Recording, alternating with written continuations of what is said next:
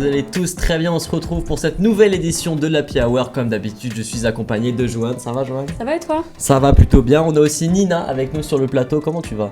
Ça va super. Et on a la première du très grand Stéphane. Comment tu vas ? Bien, et toi ? Franchement, ça va. Alors au programme d'aujourd'hui, vous n'avez pas pu le louper, après avoir racheté Twitter, Elon Musk a décidé de faire des changements de taille sur la plateforme. Donc on va revenir un peu sur les intentions du milliardaire et comprendre concrètement ce qui va changer sur Twitter. Ensuite, pour le point culture, la semaine dernière, le rappeur Takeoff est décédé lors d'une partie de D, donc retour sur cet événement qui a secoué le monde du rap. Et enfin, pour finir sur une note un peu plus sympathique, on va découvrir le bon plan de la semaine avec Mélina. Et comme d'habitude, on aura une petite chronique sport qui sera présentée par Anthony. Il nous parlera notamment du match entre le Paris Saint-Germain et le Bayern Munich. Et pour terminer, après le sport, le réconfort, Alphonse Dalle nous montrera comment bien manger après un gros match. Et tout de suite, on est avec Nina qui va revenir sur Elon Musk et son nouveau joujou Twitter.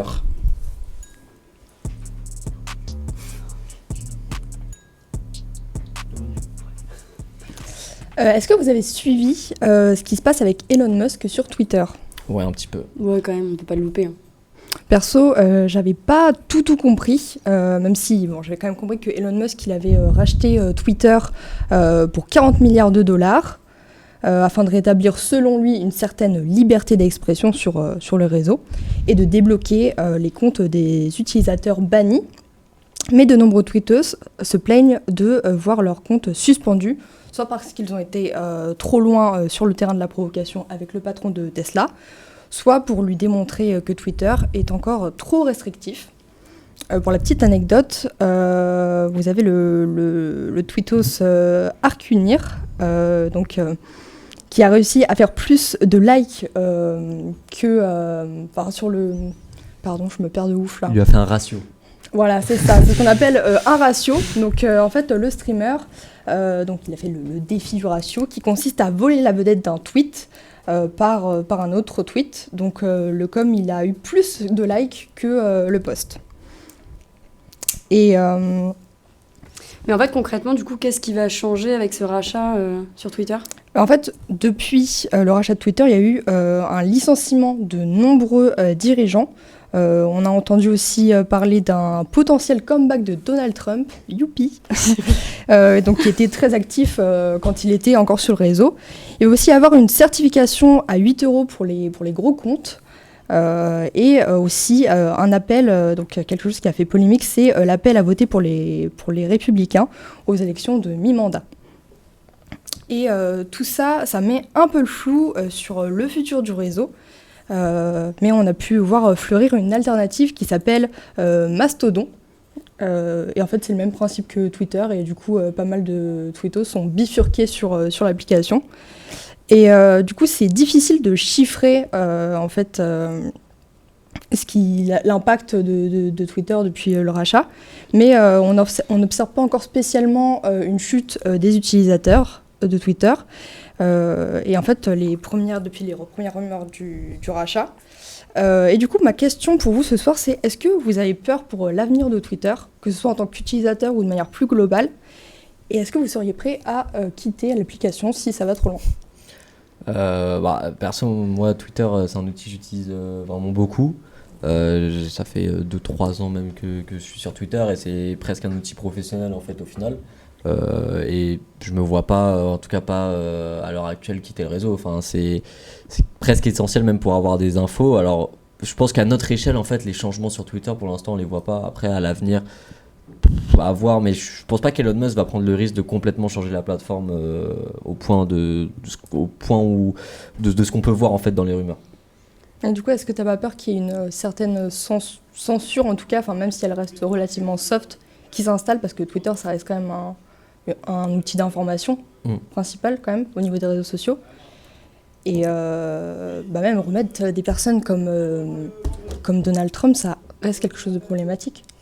À l'époque, quand Donald Trump a été viré justement de Twitter, certaines personnes pouvaient dire que c'est de la censure, donc en fait c'est propre à chacun aussi, quoi, de décider ce qui est de la censure, ce qui est pas de la censure. Et de toute façon sur Twitter il y en a toujours eu de la censure et il y en aura toujours, je pense, que ce soit Elon Musk ou n'importe qui d'autre. Enfin, je sais pas ce que vous en pensez.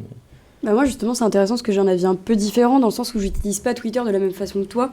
Enfin, moi Twitter pour moi, c'est quand même déjà un réseau où il y avait des problèmes notoires. Enfin, il y a il y a moins de censure, entre guillemets, que sur les autres réseaux sociaux. Et on a pu voir des vidéos, je pense qu'on a tous des vidéos en tête qu'on a vues sur Twitter qui nous ont un peu traumatisés, tu vois. Je suis d'accord. Voilà, clairement. Et donc moi, j'avais déjà un peu de mal avec cette plateforme-là. Enfin, franchement, c'est celui que j'utilise le moins parce que tu sais jamais sur quoi tu vas tomber. Et en fait, là, ce qui m'inquiète, alors pour l'instant, pas de là à quitter non plus Twitter, pas pour le peu que j'y suis, mais c'est que n'importe quoi, pas Donald Trump, Elon Musk, on s'y perd à la fin, il veut encore moins de modération. Et déjà, je trouvais qu'il n'y en avait pas beaucoup, donc j'ai un peu peur Enfin, c'est déjà un réseau social qui est assez violent de ce que ça pourrait devenir si on enlève encore plus de modération dessus, quoi. Bah, moi, je suis plutôt de ton avis, Johan, parce que Twitter, je l'utilise très peu. Ça m'arrive d'y aller de temps en temps. Pas forcément pour l'info, mais vraiment pour me détendre, parce que entre nous, c'est pas forcément la meilleure info qu'on trouve sur Twitter. Maintenant, du fait qu'on se prépare à un Twitter avec moins de modération, oui, ça me fait peur, parce que comme plusieurs réseaux sociaux, Twitter, c'est quelque chose qui a quand même créé pas mal de dégâts, notamment chez les jeunes. Et on voit qu'au niveau de la censure, il y a très peu de choses qui sont faites. Après, je sais pas si on peut parler de censure pour autant, mais c'est juste des règles aussi de savoir-vivre. Enfin, genre, ce que je veux dire, c'est que sur d'autres réseaux sociaux, les contenus inappropriés, ils sont directement strike. Bah, sur TikTok, pardon, mais moi je trouve TikTok Je trouve beaucoup quand plus même problématique à l'heure actuelle que Twitter. En fait, TikTok, c'est différent parce que ça va être un peu plus... Au niveau de l'imagerie, je pense. Il y a pas grand-chose. Bah non, moi je trouve que justement les images sont un peu moins violentes sur TikTok que Twitter. C'est moins violent, mais après, il y a eu quand même des... C'est les messages qui sont différents. Il y a eu quand même des jeux tels que les challenges qui ont causé pas mal de dégâts, le Kiki Challenge, il y a plus de le Busting manipulation. Challenge. Enfin, pour moi, par exemple sur TikTok, alors que Twitter, ça va être vraiment des vidéos ultra hardcore. J'ai pas envie de les citer, mais on en a tous en tête qu'on a vu. Où vraiment, juste tu regardes l'image, tu la regardes 2 secondes, t'as envie de vomir et c'est fini, quoi. Et puis pas forcément des vidéos, parfois ça peut être que des paroles. Ouais, carrément. Juste une petite phrase, ça peut partir en une sauce qui peut prendre des proportions. Je pense que... Ah bah tu l'as déjà vécu, Franek, donc tu sais de quoi je parle. En fait, moi je trouve TikTok plus problématique parce qu'il y a un côté beaucoup plus addictif et il y a un côté où on te laisse dans ta bulle. Alors que sur Twitter, tu peux quand même aller découvrir entre guillemets d'autres horizons et tu peux plus sortir de ta bulle, même si ça reste un réseau social avec un algorithme, tout ce que tu veux. Mais voilà, Twitter, si tu t'en sers bien, franchement, tu vas beaucoup moins tomber sur des choses problématiques ou sur des vidéos violentes. En fait, c'est plus pour les néo-utilisateurs, entre guillemets, que c'est un problème parce que c'est des vidéos qui vont être vite référencées. Et encore, il y en a de moins en moins. Franchement, il y a eu ce problème-là il y a 3-4 ans sur Twitter et ils ont fait un gros boulot pour l'enlever. Donc là, à voir si Elon Musk retire en effet de la modération. Bah justement, pour revenir un peu du coup à Elon Musk, moi ce qui m'embête aussi, après c'est pareil, pour l'instant j'irai pas jusqu'à dire que j'irai quitter Twitter pour ça, mais ça me fait pas forcément plaisir, c'est que quand tu disais que c'était son jouet, c'est clairement le cas. Là tout de suite, après il y a toujours une démarche commerciale évidemment derrière, mais c'est impressionnant. Le fait pour les certifications, quand il a commencé à les faire payer, il n'y avait pas de contrôle d'identité normalement qui devait être mis en place. C'est-à-dire que n'importe qui pouvait être certifié sur Twitter et s'appeler Elon Musk. Et donc, évidemment, il y a eu plein de comptes qui ont été créés. Au final, lui, évidemment, il l'a mal pris. Et donc, il a décidé de bannir complètement tous les gens qui avaient pris son nom. En fait, il y a une sorte de... Sur la certification, il se trompe complètement parce que... En fait, il a mal... je pense qu'il a racheté Twitter et il veut faire ce qu'il fait avec Twitter sans forcément connaître le réseau. Twitter, c'est un réseau de trolls, c'est un réseau où les gens sont là pour rigoler plus qu'autre chose. C'est-à-dire que là, ça m'étonne pas. Il n'y a plus aucune limite. Ça reste un truc sérieux. Ça a un pouvoir énorme, Twitter. Oui, mais pas juste... tu vois, le mec s'est fait ratio par Harkounir. Le mec, on n'a jamais vu sa tête. Ça se trouve, c'est un enfant de 15 ans, tu vois. Et en fait, c'est ça, Twitter. Et ça, Elon Musk, je pense qu'en laissant la certification pour, entre guillemets, seulement 8€, il s'attendait pas à ce que des gens prennent son nom, alors que n'importe qui utilise Twitter régulièrement, tu te dis demain tu peux être certifié, bien sûr tu vas faire des blagues, tu vois. Donc voilà, c'est assez logique. Et toi Nina, avant de terminer, parce que tu fais ta chronique, tu donnes pas d'avis. Non, bah en vrai, moi si la modération elle baisse, voilà, un peu flemme de voir des vidéos de rats, si vous voyez ce que je veux dire. Je sais pas. Mais sinon, oui, si ça... Parce que là, en vrai, on a limite peur qu'il se passe des trucs, mais ça se trouve, franchement, il va rien se passer. Et puis, Twitter va rester ce qu'on connaît. Ce qui m'embête un peu, c'est que c'est quand même au nom de la liberté d'expression. Alors que justement, ces vidéos qu'on a pu voir tourner, Je considère pas Non. ça comme de la liberté Ah d'expression. non, pas vraiment, non. Non, Voilà. pas du tout. Non, Donc, mais ça, on est bien d'accord là-dessus. Mais en tout cas, merci beaucoup, Lina, pour nous avoir éclairé sur cette situation de la twittosphère. J'ai 76 ans. On va pouvoir tout de suite passer au plan culture.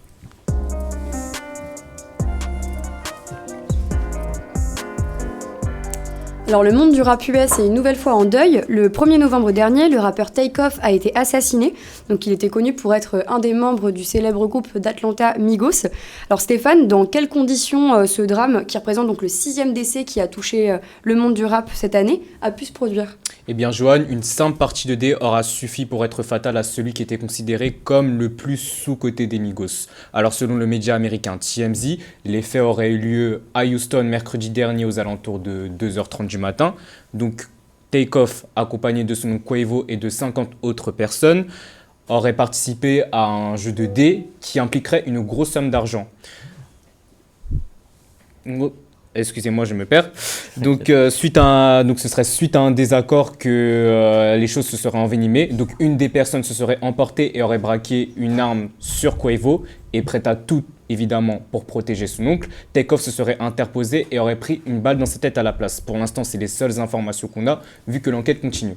Mais j'aimerais revenir sur ce que tu dis au tout début de ta chronique. Tu dis que Takeoff, c'est le plus sous-coté de Migos. Mais qu'est-ce que tu sous-entends ? Alors, sans vouloir dénigrer le génie de ses compatriotes, donc Quavo et Offset, que je trouve tout aussi talentueux, le plus souvent, lorsqu'on parle de Migos, on a tendance à penser à eux. Évidemment, un des premiers albums solo à succès, le côté lifestyle, je pense évidemment au couple Cardi B Offset ou au couple Quavo Sway qui ont servi énormément à la promotion de leur projet. Mais lui, Takeoff, à leur différence, il n'était pas dans ça. Lui, c'était vraiment le talent, le côté moins bling-bling, le côté un peu plus sombre, avec un ton, avec une manière de poser un peu plus saccadée. Donc même si sur le plan commercial, ce n'était pas forcément ça, on avait quand même le talent qui était toujours là. Et d'ailleurs, ça a donné naissance à un projet que j'ai trouvé super. Donc c'était le projet The Last Rocket sorti en 2018, accompagné de son fameux lead single, Last Memory. Et du coup, en fait, justement, pourquoi Takeoff était-il si important, en fait ? Alors, ce que les gens ont tendance à oublier, c'est que c'est grâce à Take, de son surnom, que le groupe Migos s'est créé, parce qu'en effet, c'est lui qui a convaincu son oncle Quavo et son cousin Offset de former ce groupe. Donc, sans lui, ce groupe n'aurait jamais été ce qu'il est, bien sûr. Même s'il avait en apparence ce côté un peu plus discret, on pouvait ressentir ce flow à la « je me détache de tout le monde, j'ai mon flow bien à moi ». On pouvait d'ailleurs le ressentir à chaque fois qu'ils se réunissaient. Malheureusement, on n'a jamais retrouvé ça parce que le groupe s'est séparé il y a un mois suite à une embrouille entre Offset et le reste du groupe. Et du coup, quelles ont été les réactions sur les réseaux sociaux ? Alors, de Drake à Gucci Mane en passant par Kid Cudi, de nombreuses personnes du milieu ont tenu à lui rendre hommage en le qualifiant de Spaceman, voire de jeune légende. La réaction la plus marquante, reste celle de Designer qui a carrément pensé à arrêter le rap suite à cet incident. Maintenant, j'aimerais vous poser une question. Donc depuis 2017, plus d'une vingtaine de rappeurs ont perdu la vie de manière tragique. Je pense évidemment à XXXTentacion qui a été tué dans sa voiture à Miami, Nipsey Hussle, même combat, tué par fusillade, mais aussi à Juice WRLD qui a perdu la vie par rapport à une overdose. Donc selon vous, est-ce que les morts tragiques ont été banalisées au sein de la culture rap ?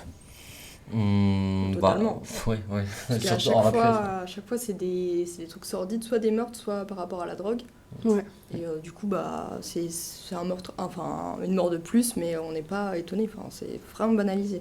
Ouais, parce que t'as eu Pop Smoke aussi. Ouais. Et en plus, c'est ce qui est fou, c'est que bon, c'est un peu terrible de dire ça, mais c'est pas des petits rappeurs. C'est-à-dire que c'est vraiment des gros rappeurs à chaque fois. Et on en parle beaucoup, mais au bout de 2 semaines, c'est devenu quelque chose dont on continue à écouter ses sons. Parfois il y a des albums posthumes, on pense à XXXTentacion, il y a plus d'albums posthumes que Oui, que t'as de des sons. C'est impressionnant. disparitions tous les mois, quoi. Oui, c'est ça. C'est un truc de D'ailleurs, ça, c'est des choses qui posent souvent problème auprès Ouais. des familles, d'ailleurs. Ouais, c'est On que le voit. Et parfois c'est même les familles elles-mêmes. Ouais. Sur XXXTentacion, c'est sa mère, qui a bien ouvert sûr. un musée avec la voiture dans laquelle il a été tué. Il a 3-4 albums posthumes. Enfin, t'as eu Lil Peep aussi. Enfin, c'est quelque chose, un gros problème dans le rap US. Mais en fait, c'est le débat sur les armes aux États-Unis et la violence en général dans ce pays, quoi. Surtout que Kendrick Lamar a quand même dénoncé ce problème il y a quelques mois, je pense au son The If Part 5, donc où justement il disait clairement, je cite, « emmerder ce système de banalisation de mort tragique qu'on appelle culture, et en particulier par rapport aux armes à feu. Donc pour vous, est-ce que vous trouvez ça normal justement qu'on se retrouve encore confronté à ce genre de problème? Non, Joanne, par évidemment. exemple. Après, je pense que ça va plus loin. Pour moi, le lien entre toutes ces... Enfin, je sais, ça dépend de chacun, évidemment, mais entre toutes ces morts, c'est pas forcément le rap, mais c'est aussi parce que c'est majoritairement des Afro-Américains, et on s'en est rendu compte aux États-Unis, 60% des victimes des armes à feu, c'est des Afro-Américains, alors qu'ils représentent que 13% de la population. Donc il y a vraiment un décalage qui est énorme, quoi. Donc au final, c'est peut-être ça plutôt le lien entre toutes ces morts de rappeurs. Après, je pense que tu as un contexte aussi autour du rap, Du milieu, surtout. du milieu, donc qui favorise pas, mais tout est à prendre en compte en fait. Et Ouais, c'est bien ça que je sûr. trouve ça assez... Après, ça véhicule une image même de violence et ça donne une mauvaise image du rap US. Déjà que le rap n'avait pas forcément une Voilà. bonne image à la base. En même temps, ce qui est terrible, c'est que justement, ça donne pas une tant mauvaise image que ça, parce qu'il y a énormément de gens qui disent oui, le rap US c'est vraiment gang, c'est trop bien, ils se tirent dessus entre eux, C'est la c'est réalité. génial. Enfin, Ouais, non, après, mais ça après, dépend. il y a des gens T'en as qui en ça jouent. Dans reflète sa la vie comme t'en as réalité, qui en bien jouent. sûr. Mais il y en a qui l'utilisent pour justifier le fait que le rap US c'est mieux que par exemple le rap français ou je ne sais quoi, parce que les mecs ont de la crédibilité, parce qu'ils se font tirer dessus. Mais il y a énormément de gens qui l'utilisent comme ça en fait. Ouais, après, du coup, t'as des rappeurs qui se détachent de ça. Par exemple, Oui. Mac Miller, Oui, mais même c'est un rappeur qui est complètement à part, du coup, par rapport à ce qu'on voit... Bah, même pour revenir à Kendrick Lamar, qui a peut-être grandi dans ce milieu, il s'est toujours détaché de ça. complètement. Et quand on écoute les paroles de ses musiques, justement, il a toujours dénoncé ça, mais de manière négative. Et puis il faut pas oublier que le rap, il y a énormément de rappeurs qui ont grandi dans ce milieu, d'autres non, mais qui rappent quand même, qui racontent quand même des histoires en rapport avec ce milieu-là, et ça reste de la fiction. À la Bien base, le sûr, rap, pas c'est des de la histoires fiction. qu'ils ont vécues Voilà. eux, mais qu'ils ont vues de leur entourage. Exactement. Après, de la fiction, je suis moins d'accord avec toi, dans le sens où, par exemple, au cinéma, c'est aussi critiqué, et pour autant, les acteurs qui interprètent ces rôles-là, c'est moins banalisé le fait qu'ils puissent être tués, tu vois. Les rappeurs, c'est de la fiction, mais entre gros guillemets, ils racontent leur histoire. Bah, y a- pas y a- tous, justement. Pas tous, mais t'as quand même... Enfin, c'est plus C'est très commun romancé, dans le quand même. rap d'avoir du rap conscient qui retrace ta vie qu'au cinéma, où là, ça Oui. va être davantage de la fiction. Oui, mais Et puis, c'est en général, toujours c'est très plus romancé. Comment quand même. Et puis en général, ça fait plus parler. Oui, bah, évidemment, ça, c'est assez logique. Il y a quelque chose à rajouter sur ce débat? À part que les funérailles de Quavo auront lieu vendredi au Stace Farm Arena d'Atlanta. Il est important de le préciser. Bah, merci beaucoup en tout cas pour cette première chronique. Merci beaucoup. Take off. Take off. Take off, ouais. Le take off. Excusez-moi, pardonnez-moi, take off. Oui, oui. C'est, ouais. Ouais, rectification. Bah, merci à tous. C'était presque parfait du coup. Tu t'es trompé à la fin, c'est dommage. C'est dommage. Merci à toi pour cette La chronique en période tout cas. d'essai est rompue. Et voilà, l'émission en tout cas a beau s'appeler l'Happy Hour, mais les bons plans c'est pas que des bières. Et on a Mélina qui nous emmène refaire notre garde-robe aujourd'hui.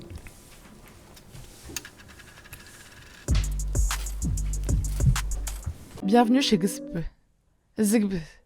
Bon, bienvenue dans cette petite friperie 5 rue Notre-Dame de Bonne-Nouvelle dans le 2e arrondissement. Ce nom tout simplement imprononçable cache un bon plan de fou. Toute la boutique est à 2,85 €. Oui, absolument tout, et c'est pas fini. Pour 4 articles achetés, le 5e est offert. Pas d'inquiétude, si tu trouves pas ton bonheur à la première visite, l'ensemble de la boutique est changé tous les vendredis. Avec tous ces avantages, vous allez finir par croire qu'on a reçu un petit chèque. Cette émission n'est pas sponsorisée par le placement de produits. Pour en rajouter encore une couche, la déco est très sympa, parfois originale, on est quand même surveillé par un pied. Perso, je me crois dans ma salle de bain, détente, en train de chanter du Adele avec ma voix cristalline. Ils ont aussi une boutique dans le 11e, si ça t'arrange. Franchement, c'est un 10 sur 10, il faut y aller. Alors merci Mélina, encore un bon plan qui va ravir mon portefeuille. Alors maintenant on passe au barathon, donc avec Anthony qui nous a rejoint et comme d'habitude Lucas.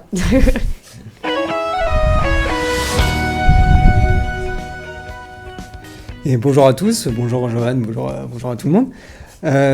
Dans l'ordre chronologique, samedi dernier, samedi soir, notre merveilleux 15 de France de rugby a encore gagné, et pas contre n'importe qui, face à l'Australie. Pour leur premier match de test automnal, l'équipe de France s'est imposée 30-29 contre les Wallabies en battant le record de 10 victoires consécutives, et eux ont 11 succès d'affilée. Ce dernier record date de 1937 et donc il est vieux de 35 ans, de 85 ans. Le 3 en maths au bac, il fait mal. Hein. Et du coup, entre 1931 et 1937, l'équipe de France a remporté 10 matchs consécutifs et ce sont Antoine Dupont et ses compatriotes qui nous offrent ce merveilleux record. Pour revenir au match, 2 essais inscrits par Julien Marchand et en fin de match, un essai de Damien Penaud qui nous permet de gagner, de gagner tout simplement. Et du coup, on passe maintenant au tennis. Après le Stade de France, on se retrouve à Bercy pour la finale des Masters 1000 avec en affiche le Danois Holger Rune face au Serbe Novak Djokovic. Le jeune Danois de 19 ans perd le premier set 3-6 et arrive à revenir à 1 set partout avant de remporter la dernière manche dans la douleur 7-5. Très beau tournoi de la part de Rune qui obtient une 10e place au classement ATP avec cette victoire. Du côté des femmes, la joueuse française de tennis Caroline Garcia a fait plier Aryna Sabalenka 7-6-6-4 dans la nuit de lundi à mardi à Fort Worth au Texas pour remporter les Masters. Énorme performance de la tenniswoman de 29 ans car elle est la 2e française de l'histoire après Amélie Mauresmo à remporter ce tournoi. Et Lucas, c'est un renouveau pour Caroline Garcia ? Ouais, un renouveau pour la joueuse française. Depuis son retour de blessure, elle a opté pour un style de jeu plus offensif dans lequel elle se sent plus à l'aise et ça a payé parce que depuis son retour de blessure, c'est une demi-finale du US Open. Donc la victoire au Master de Paris-Bercy. Et depuis Roland Garros, c'est la joueuse qui a le plus gagné sur le circuit WTA avec une 30aine de victoires. Eh ben, merci beaucoup pour ces précisions, Lucas. Et du coup, c'est un 2-2 pour l'équipe de France féminine de handball à l'Euro en Macédoine du Nord. 2 jours après avoir nettement dominé le pays hôte 24-14, les Bleus ont remis le couvert lundi soir face à la Roumanie 35-21 dans les tours préliminaires de cet Euro. Elles valident donc leur ticket pour le tour principal. Elles seront opposées aux Pays-Bas ce soir à 20h30. Match à suivre sur les antennes de beIN Sport 1. Lundi à midi, il y a eu le tirage de la Ligue des Champions pour les 8e de finale. Et à 13h, c'était les 16e de finale de Ligue Europa. Et le moins qu'on puisse dire, c'est qu'il y a de belles affiches. On va pas tout citer, mais les équipes françaises vont devoir se surpasser et nous faire rêver. Le PSG affrontera le Bayern de Munich avec un premier match le jour de Saint-Valentin, le 14 février. Et Franek, toi, tu vas faire quoi ce jour-là ? Hier, pizza avec tes potes ou tu vas amener avec ta meuf au resto, mais avoir le petit écran là à côté pour regarder le match ? Ça va être bière pizza, mais avec ma meuf. Oh, c'est toujours aussi sympa. Et t'oublies le match du coup ? Bah non. Ah. Bière pizza devant le match avec ma meuf. J'ai cru espérer. Mais non, elle est malade. La pauvre. Et petit film de romance pour compenser un petit peu. Non, après, il y a l'après-match, il y a le débrief. C'est pas si mal. Moi, je préfère ça aussi. Hein. Ah oui. Et du coup, en Ligue Europa, au programme, un énorme choc entre le FC Barcelone et Manchester United. Une ancienne affiche de Ligue des Champions, à l'époque où encore TF1 avait les droits. Malheureusement, ils ne les ont plus. Il y a eu dans 2019, en quart. Oui, mais... Bon, c'était pas une affiche, c'était nul comme match, d'accord. Oui, mais bon, on parle de quand même Manchester United, Barça, quoi. Enfin, Ronaldo, Messi, quoi, à l'ancienne. Barça aussi. Ouais, bon, maintenant c'est vrai que le Barça c'est plus ce que c'était. Hein. Piqué qui prend un carton rouge au dernier match, on n'en parlera pas. On va revenir directement. Et du coup, le FC Nantes hérite de la Juventus de Turin. La Dame Blanche au stade de la Beaujoire, c'est beau. Je trouve ça super beau, je trouve ça romantique. Surtout que c'est le remake de 96 avec les demi-finales de Ligue des Champions qu'on connaît, la revanche peut-être de Nantes qui attend depuis plus de 20 ans quand même. Presque. Ça va être un peu complexe. Hein. J'espère que Palois va pas faire le CRS hein, parce que sinon c'est très compliqué. En tout cas, Palois face à Vlahovic pour la science. Pour la science. Et le Stade Rennais sera face au Shakhtar Donetsk et l'AS Monaco face au Bayer Leverkusen. On souhaite à tous les clubs français d'aller le plus loin dans les compétitions. Mais ce qui va nous intéresser, c'est le choc entre le PSG et le Bayern. La première question que je vais vous poser, c'est la suivante. Qui a fait le meilleur et le pire tirage, en fait, entre les deux équipes ? Je pense que c'est le Bayern, parce qu'on le sait en Ligue des Champions, le premier tire un deuxième et les deuxièmes tirent des premiers.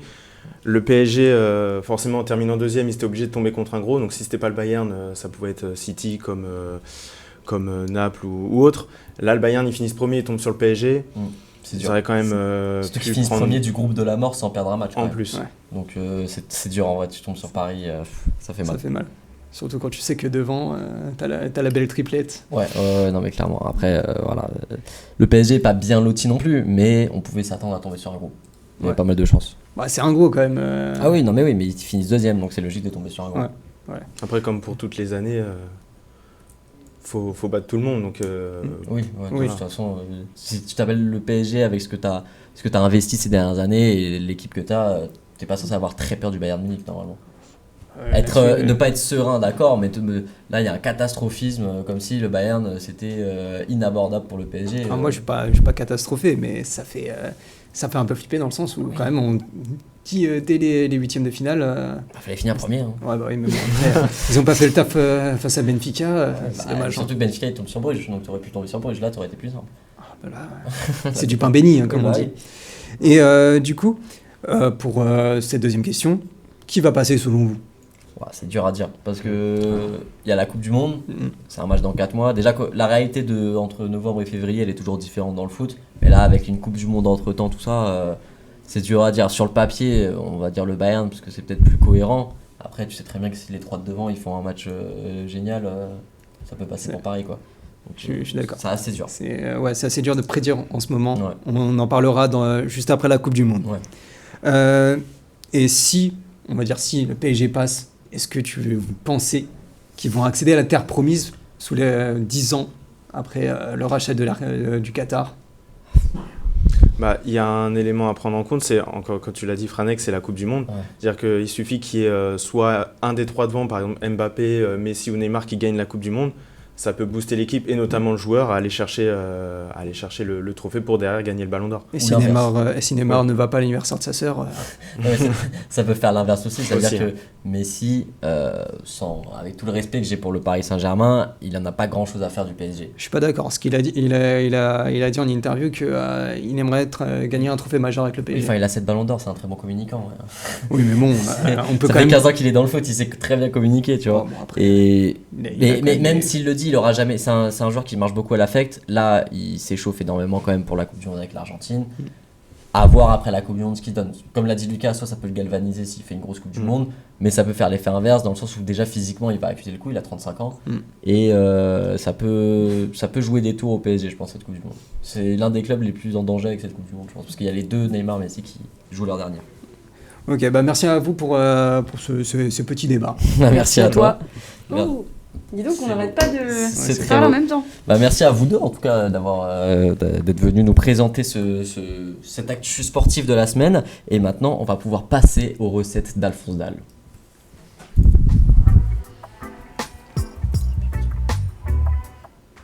Bonjour à tous, c'est Alphonse Dalle. On se retrouve aujourd'hui pour une nouvelle recette étudiante. Et alors pour la troisième, on va faire de nouveau du classique. Une recette qui tient ses origines à Paris. Premier ingrédient, du pain de mie. Du jambon ensuite, accompagné d'un mental râpé, un œuf et du beurre. Voilà. Aujourd'hui, on va faire des croque-monsieur. Voilà, croque-monsieur, ça parle à tout le monde a déjà mangé dans sa vie. Allez, c'est parti. 2 tranches de pain de mie carré, voilà, carré, sans croûte. Voilà, on est carré. Ici, ça marche, ça file droit. Dites-moi dans les commentaires si vous préférez avec ou sans croûte le pain de mie. On va venir beurrer le pain de mie pour pas qu'il accroche dans l'appareil qui est juste ici. Voilà. Les mentales râpées maintenant. Un petit peu plus sur celle-là, on est généreux avec la cuisine toujours. Voilà, nickel.